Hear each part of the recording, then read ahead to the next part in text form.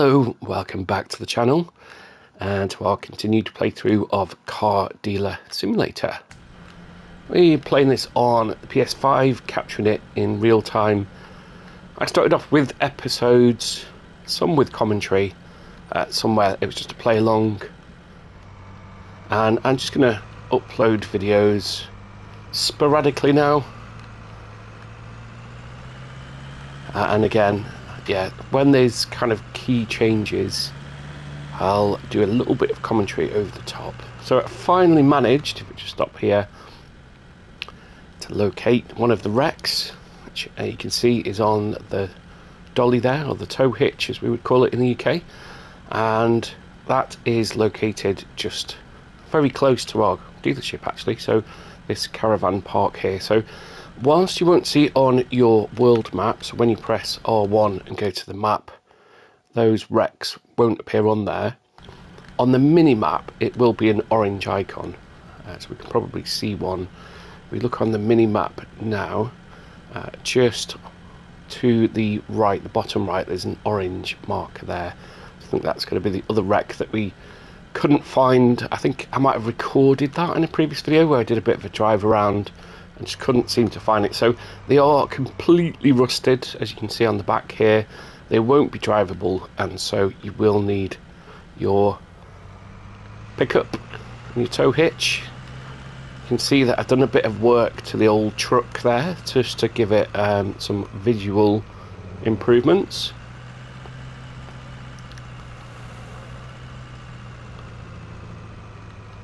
That was a bit close. So there's the fuel.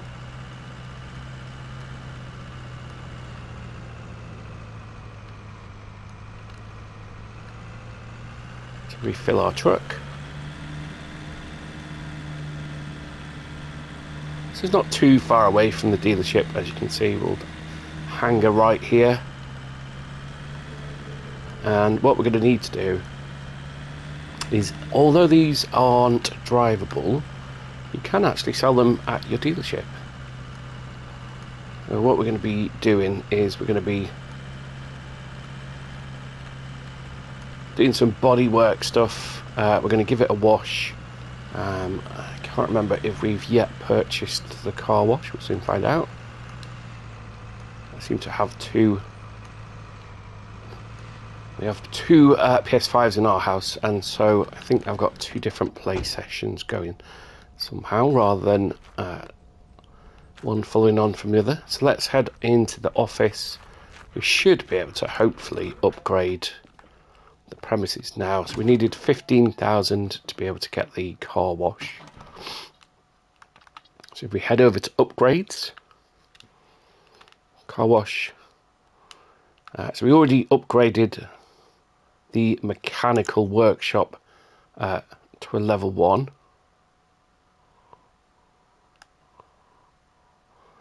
For level 2, we're going to have a car lift. So that, and as you can see there on the screen, it gives us the opportunity to replace brake suspension and exhaust parts. So that's moving more towards the mechanical elements, which we don't want to get into just yet. So the requirements are that we have a reputation level of at least 5 and an office level of at least 2. Car wash is going to be 15,000. And we're going to go ahead and buy that. And when we go back outside, we'll have a wonderful car wash. Just one thing to consider is that it's not automated, so it's not that you drive your vehicle in. Although it looks like a kind of car wash where people could come in and use it, so potential customers, it's essentially the same sort of mechanics as we had before, but a little bit improved. And so what we could do is, as well as the foam and the high pressure washing, we can also wax and polish the cars to further increase their value. So we're going to need to do a couple of things here. Because the car isn't drivable, we need to tow it into the body shop.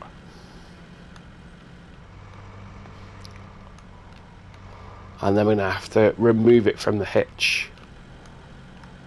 And as I have proved in previous videos, reversing vehicles with the hitch on can be a little bit tricky. So that's in the green. Press down to release the hitch. So we're just going to move ever so slightly forward because we're going to need to put the vehicle back on when we come to put it through the car wash. So as you can see, it is completely covered in rust and dirt and God knows what else. If we scan the car, we can see what it's worth in its current value, or its current state, sorry. So as you can see, absolutely everything has been taken out of this vehicle except fuses. I don't yet know how we take parts off these finds, these cars, but as I say, we can actually sell them in this condition. So if we don't do anything to this at all and just put it on the forecourt, even though it's not drivable, somehow the customer will take it away, we would make $8,808. So let's do a bit of work on it. It's going to be a little bit time consuming, but hopefully worth the effort. So we'll start as always with the grinder. If we press down, you can see the whole thing is orange. So we're going to have a bit of work to do. The grinder and the polisher, as you can see, are pretty forgiving. The putty application is probably the most involved job, I would say, out of this bodywork process. So you can see there that the visual cues of orange being areas that need attention. We can move the grind around at a pretty quick pace to cover this. So the wrecks themselves, these are kind of timed events. You'll get a message on your phone, which you can pick up via the laptop, and that will say that someone has spotted a wreck, and they will add a point of interest to your map.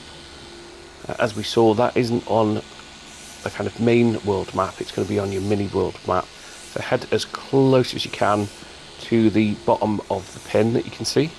They're not always immediately visible, they won't be drivable, but by getting into the vehicle and trying to start the engine, you're basically taking ownership of it. You will need, as I say, your hitch, your dolly, to collect the vehicle, and reversing it can be a little bit tricky in that, I mean, the basic principle is that as you reverse, you do the opposite turn because of the hitch point, but it can be quite tricky, so I'd say take that really slow, because big adjustments mean that it almost jackknifes.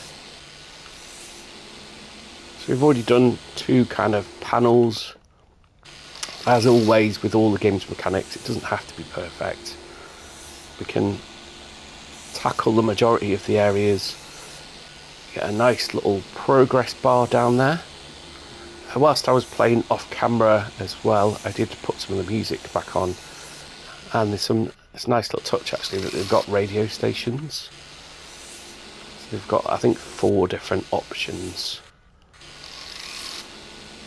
I think that's quite telling of the game as a whole. There's obviously been a lot of time gone into making a really well-rounded product with some different elements. So as well as just buying and selling vehicles, you got the kind of car wash aspect. You got this bodywork, which isn't too involved, but it's quite satisfying to see this, as you'll see once we're finished, go from a rusted heap to a gleaming new vehicle, albeit with no engine or anything inside of it. The mechanical stuff, as I've said before, only really did the tutorial bit where we look for holes in the exhaust and replace them with tape. So for want of a better phrase, I think we'd refer to that as botch jobs. Reputation wise, I haven't really noticed any significant drop by having the dealership open when we haven't actually got any cars to sell. Not really. There's been once or twice where I've really lowballed an offer on a vehicle. See, we didn't even get to the other side, and it completed that for us. That's nice to see. So those were some things that I was kind of eager to understand. Because that's one of our main aims is getting through the reputation levels. Are we losing reputation via bad driving when we're out in our little town, by not having stock in our dealership, lowballing offers, and probably most importantly the odometer and reducing mileage and selling vehicles without the true mileage. And I haven't been paying an awful lot of attention to the reputation bar. I've not really seen it go significantly up or down. So I'd be interested in the comments, what's your go-to method for making quick cash and reputation? Because there's a couple of different options that I've come across. So we can buy vehicles that, well, primarily are drivable. If they are in excellent condition but not treated, that essentially means that we can wash them. Now that we've got that car wash and the opportunity to wax and polish, that's an option that's then open to hopefully make a few extra dollars in that respect. And I suppose, is it that the more cars you flip, the more reputation you increase? It'd be good to know, so please do pop that in the comments. I'll also again mention that I'm trying to get some live streams going. So at the moment it's still a very small channel. I'm trying to get as much content up there as I can. I don't want to make it really poor quality content, but it's essentially free of any real editing. So it's me capturing gameplay largely on the PS5, bit of PSVR 2 stuff on there as well. Simulators feature quite heavily because they kind of fit the format quite well of half-an-hour play sessions, although my videos do tend to go over the intended time from time to time, and I think you might have noticed. And with the new releases and stuff, people are going to be covering those. There's lots of established YouTube channels, most of which I enjoy the content of, to see what's coming up, to get a rough idea of whether games are good, bad, indifferent. Essentially, most importantly, is it worth your hard-earned cash? So we seem to be going through an age where I suppose more so in the VR world is that we got early access now, and so games are released as not quite being the fully finished product. So I suppose it in a sense replaces game testing, because I'm of a certain age where we go back all the way to Mega Drive, even back to Master System. And so those games were like kind of cartridge games, weren't they? You never got a work in progress. You got a fully fledged game, and it was, if you were of that generation, then a games tester would be your perfect job. So people would play the games and basically try and find any bugs. So early access seems to be kind of, here's a game, it's playable, and we'll continue to develop it over time, which is good because it means that you can, developers can get a product out there, get a bit of cash to invest back into the game, because there are more indie studios now, and I think particularly more so in the VR space. Big gaming companies don't seem to be investing too much time into that kind of platform, and I would have thought it's more of a marketplace now, especially with the likes of the Quest 3S, because that is, an affordable and decent quality headset, an easy way to get into VR, because beforehand it was kind of the realm of people that could afford to spend thousands on PCs and be familiar with how to optimize settings and, you know, all that other stuff. Whereas now, although I got the Quest 3, so in terms of my kind of VR history, if you like, that started back with the PSVR 1. I was very excited to go and collect that. And it's one of those things that you just can't wait to introduce your friends to, because you just can't explain it. You got to experience it. There's such a big gap in the PSVR and 1 and 2 that the Quest kind of filled those gaps. So I started with we've got a ladder here to get onto the roof. Started with the Quest 2 and then moved into the Quest 3, and there's no point picking up a Quest 3S because that is essentially a light version of the Quest 3. So the good thing about the Quest 3 is the pancake lenses. I find those to be much better quality. I did then, only in December this year, pick up a PSVR 2. So I got that off Marketplace in very good condition and saved some money there, because I still couldn't really justify the full asking price, because I didn't honestly think that it would bring much more to VR experiences than I could get already, because I'd had quite an extensive games catalogue on the Quest 3, and a lot of the content on PSVR 2 was essentially the same title. So just a bit of graphical fidelity, just for me personally, I couldn't justify the full cost of the PSVR 2. Of course, it's also tethered as well, but that's just the one cable now, rather than that kind of clunky breakout box setup with the original one. So you can just plug it straight in. So it is a kind of pricier option because it's not standalone. You are going to need a PSVR 2. Let's just see what we've missed here with pressing the down arrow.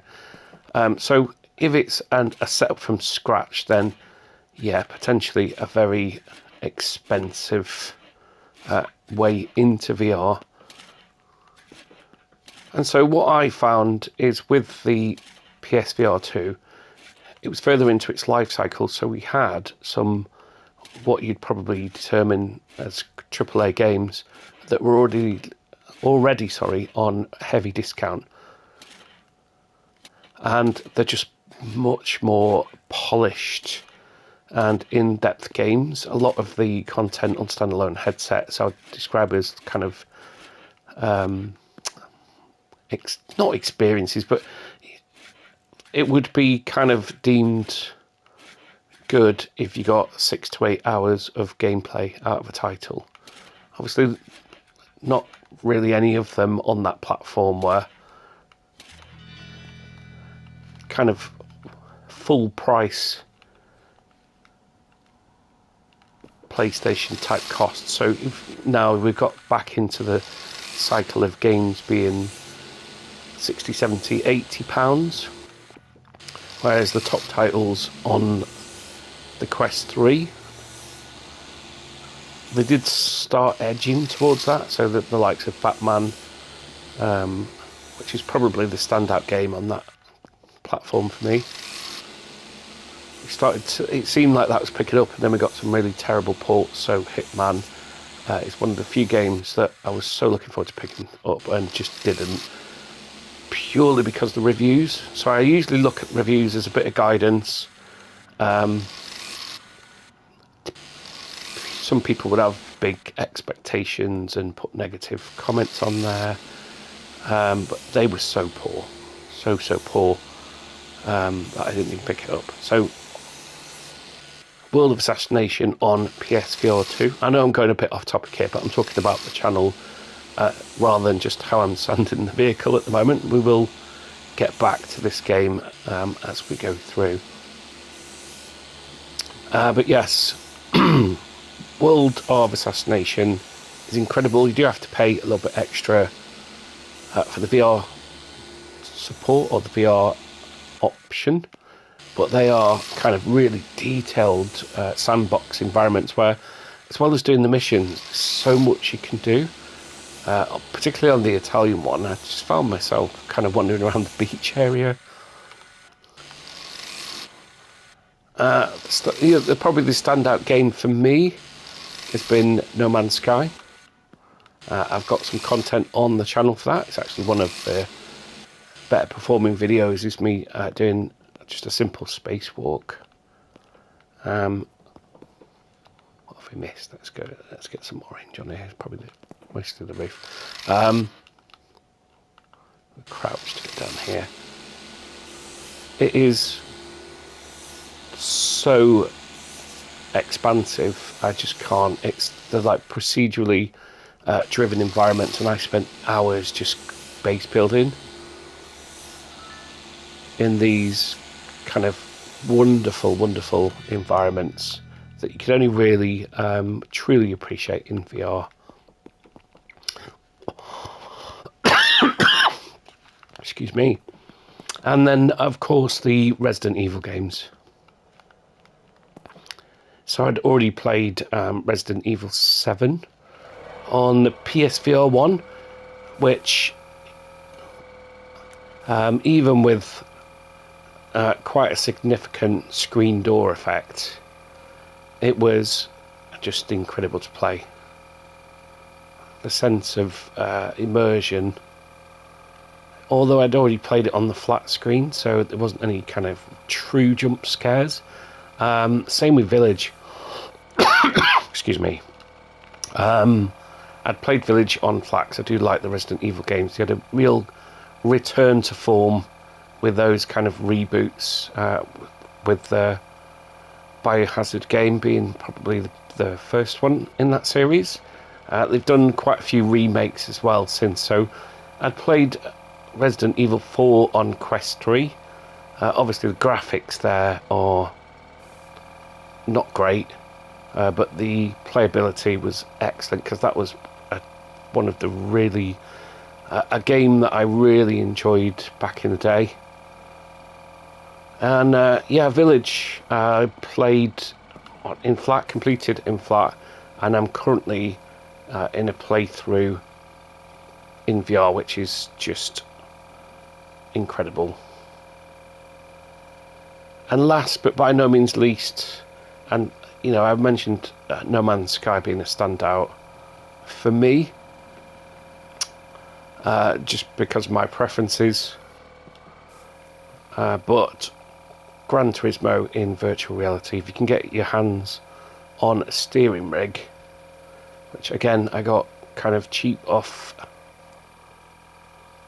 Marketplace, and I also found a steering wheel. I could probably, if anybody's interested, do let me know, and I will have a look at what it's called, because it wasn't officially supposed to be compatible with the PS5, and so I kind of bought it on a kind of, well, let's hope that it works. The comments didn't say that it wouldn't, but quite often when you're searching for those accessories, I want to make sure that they're going to be accessible with the software. And it doesn't have force feedback, but it does have kind of like a pulley system that gives a little bit of tension. And with a PSVR 2 on your head and a gaming rig, so I've got the wheel and pedals, I think for about £40. And then at Christmas, when I picked up the PSVR 2, I also got a frame, a racing frame. Again, at the cheaper end, because I don't want to be spending hundreds and hundreds of pounds, or even thousands, on something that I'm not going to use that often. And the reason I ended on that is because that is a sim based on realism, and those accessories will really elevate that experience. And so I recently picked up Microsoft Flight Simulator 2024. So I'm not a PC gamer, and so I've not experienced the flight simulators because they were largely on PC, and I think there's an Xbox version. But to have that on a console, running such demanding kind of graphics and performance with that level of realism is, even on flat screen, it's really impressive. But I keep on looking on YouTube to see if there's any news of when the VR support is going to land, because it's apparently one of the key things that PlayStation paid for, as well as exclusivity for I think 12 months on consoles, is that it would support VR, and that is going to be absolutely incredible. I've tried to get my hands on a flight stick, so although I was hoping there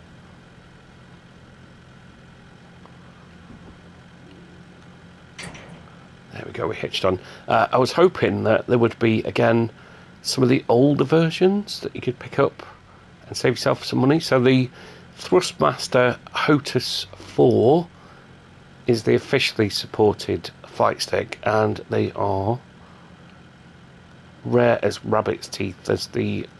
Sorry, that's completely wrong. Hen's teeth. Rabbits do have teeth, and quite big ones, don't they? They're out of stock everywhere, essentially, and so that's pushed the resale price up. So even if you wanted to kind of get yourself onto Marketplace and other platforms are available, then people are selling them at fairly increased costs, as you would expect. Right, that's enough about VR and the channel in general. Let's get back to this game. So we've done the bodywork. You saw me going through the different stages there, which are going to be to grind down back to the metal, to apply some putty. So I just got a bit of a dry throat.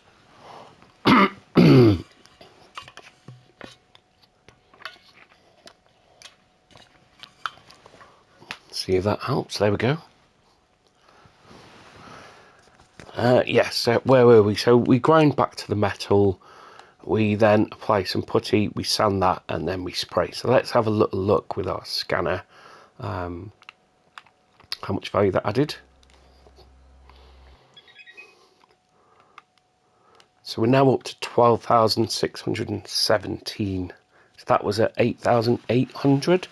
So you can see there in the restoration profits, by doing the full body work, we added another $3,400.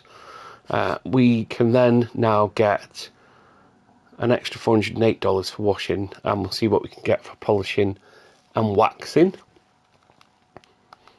And this was a freebie, so this was the scrapped car that we picked up. So we'll do our foam first, as always.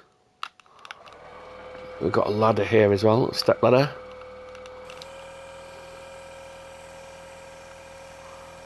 So the steps really here, without any kind of mechanical repairs, are that we do the body work. I want to get to a point where we've got an employee that we can do, we can pass those jobs onto, so that we can get through more vehicles. With a complete wreck, which is what we've just seen there in real time, it's obviously going to be more of a time investment, but also it's pure profit. We're then going to go through the washing options. We upgraded to this jet wash, which allows us to polish and wax as well. So the foam and pressure washer options are available to us from the outset. These are upgrade steps, the polish and the wax. We've got that nice kind of visual on screen of seeing all the water drip down. It's quite satisfying. I actually enjoy washing the car in real life, albeit it's easier with a kind of a proper jet wash rather than the old bucking sponge.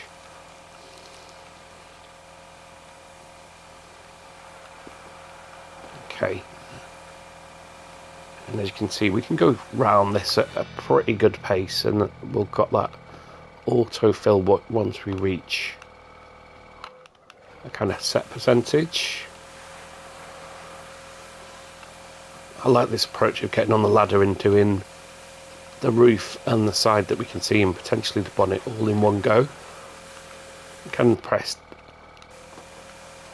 down on the joypad, on the directional pad again, to see the areas that we've missed. Got a real frog in my throat today. There we go. Almost done. Progress bar is looking good. And last but not least, our polish.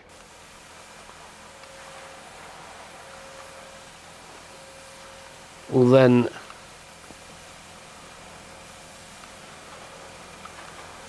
use the odometer to reduce the mileage.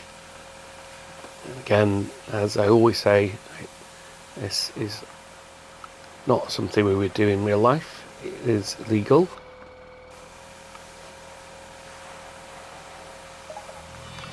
And there we go. From a complete rust bucket, we have what appears to be a very nice, shiny, waxed vehicle. Of course, at the moment,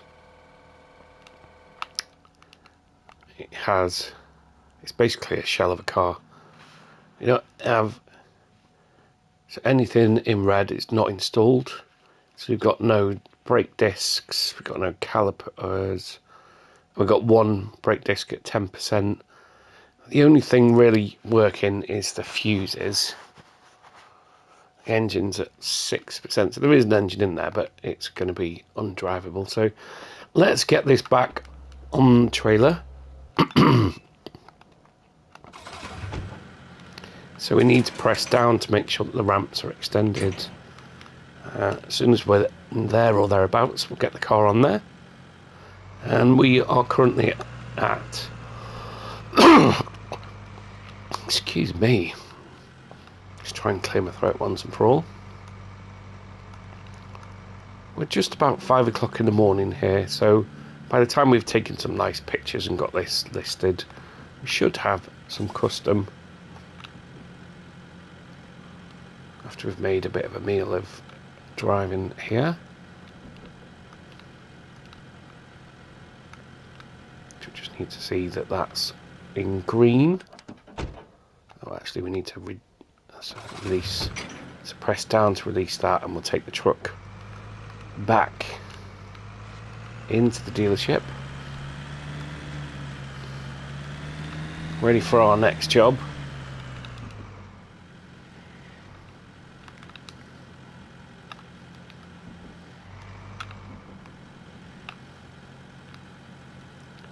I felt like we were trapped on something there. Oh, we still got the hitch on.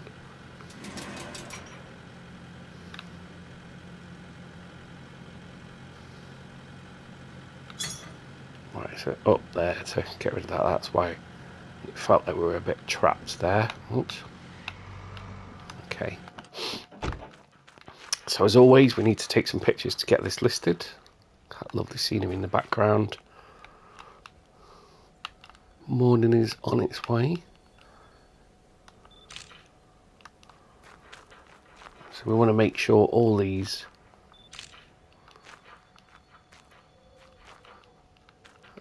points on the vehicle are green. So we can't actually list them from the tablet as you saw there. So we access the tablet with R1. I'm going to head back over to our PC. And let's just check the mail first. We got a wreck spotted.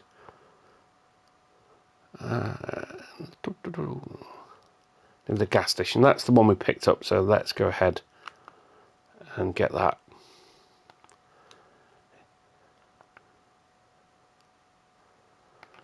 Deleted. I think what we'll do, sorry, let's list that vehicle first.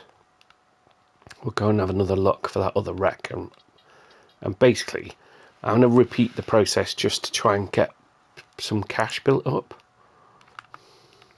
and then we can return to some flipping of vehicles, some actually buying and selling of vehicles. Because I want to be able to get to 14. Ooh. So almost 15,000 there. I think we can easily push the asking price to 15.5, which is impressive for so even at 15.5 it's still in the blue there. So let's try 16.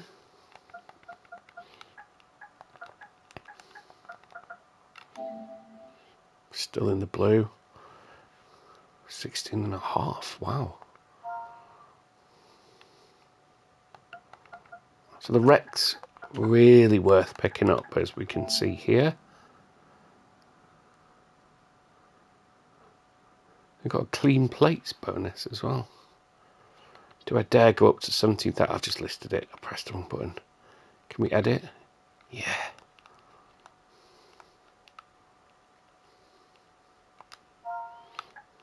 If we can squeeze 17,000 out, we are. It's that screen. I'm going to go with it. 17,000 for a non-drivable car. Let's see if we can go and pick up that wreck. It's at the southern part, so we need to head for the orange marker. Hopefully we've left ourselves a bit of an angle here to get, whoops, a hitch on. We actually managed to drive completely over it. So there's a top tip: don't leave the hitch at that weird angle where you can't actually get to it. It's going to take a bit of manoeuvring this. Oops, okay, that was quite forgiving, thankfully. So let's head off to this orange marker on our map. The thing is, the big orange one that we can see on there, if we go to our world map, is actually a shop. So we want to head off south, and then hopefully what we'll see is, oof, I wasn't paying attention, that was my fault. You can see another orange marker on the map there. So we want to be heading over this way. So we're going over to the right of the mini-map here. As we head off into the sunrise.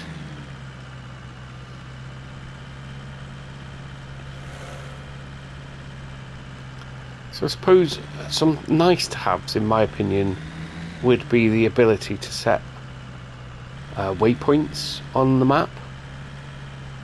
I mean, it's not a massive world map.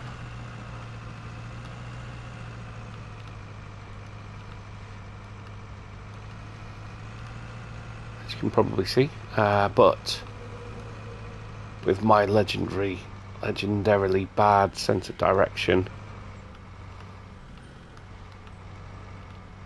it will be very helpful. So we should be very close. Let's get out of the vehicle and see where this wreck might be. So we want to get as close as we can to the very bottom of that pinpoint on the mini-map there. I think that's it there, is it? Nice. So it's not drivable, so I just need to remember where that is now. So up that way. Don't know whether we can get up that terrain.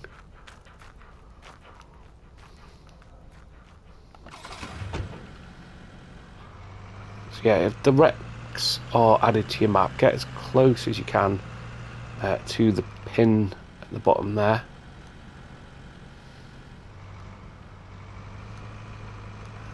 It won't be an exact location, but close. And then see if we can make a better job of hitching this. We're actually quite nicely lined up there.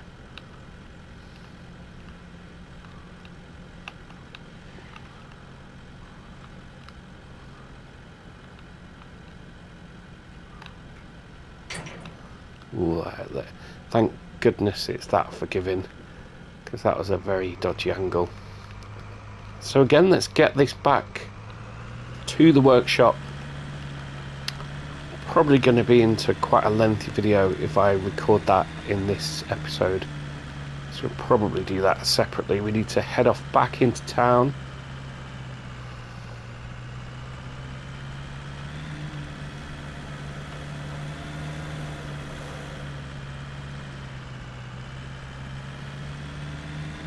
Take it back to the workshop, see if we've got a buyer for our other restoration project.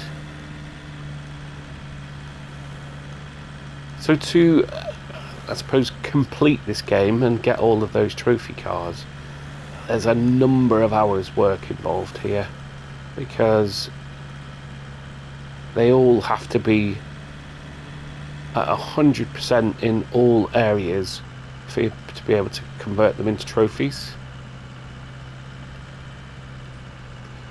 Just noticed some nice reflections on the top of the old pickup there. And again, nice, just shows levels of polish, doesn't it?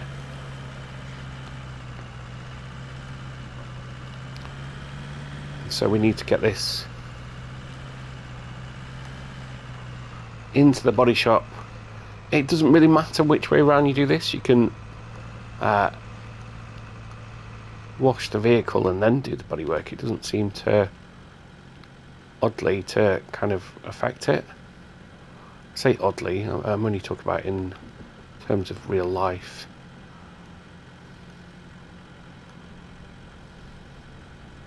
Okay, detach it.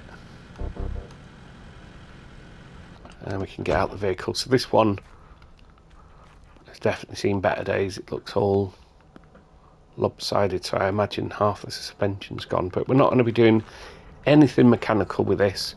Let's just see how much this is worth in its present state. Because you can sell these to the junkyard, but obviously that's going to mean that you're not going to make as much money. Scanner. So not worth as much as the other one. 2,000, still free money. I think it's worth investing a bit of time into some restoration, because we saw that bumps up our profit. The reason that we've not got much cash up there at the moment, so 6,970, is that we haven't yet sold this beauty. It would have been nice actually, because I've not had one of these. And Allegretto, if we were able to do all of the mechanical work on that, that would probably be worth a fair amount of money. But that is pure profit for us. If we can get even 16,000 or even somewhere close, then we should be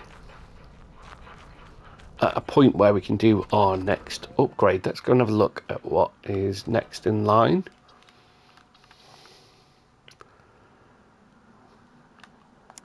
Body workshop, if we take it to, oh, we've already got level 2, so we can't then upgrade it at the moment. So that's what we want to aim for, is to get a worker to do the body work for us.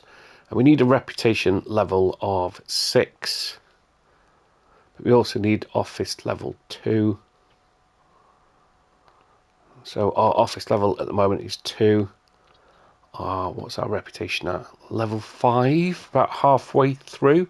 So I'd probably want to prioritise that, if I'm being honest, over upgrading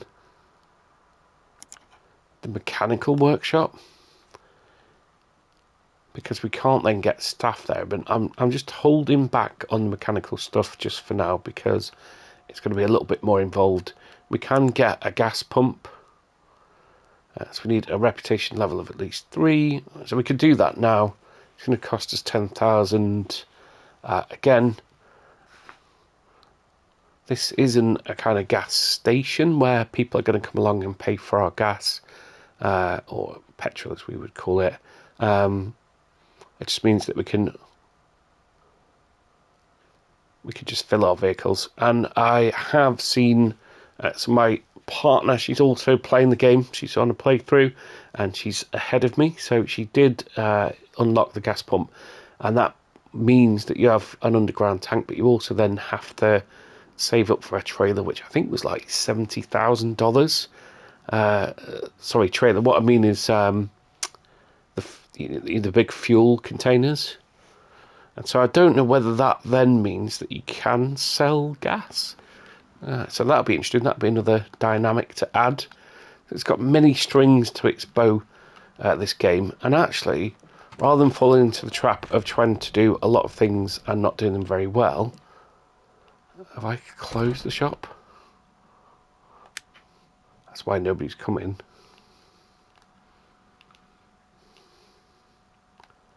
That's why we've got no customers, because it said we were closed. I don't often do that.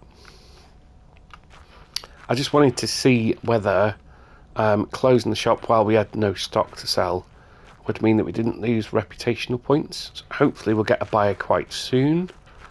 And yeah, I think that feels like a good place to end this particular episode.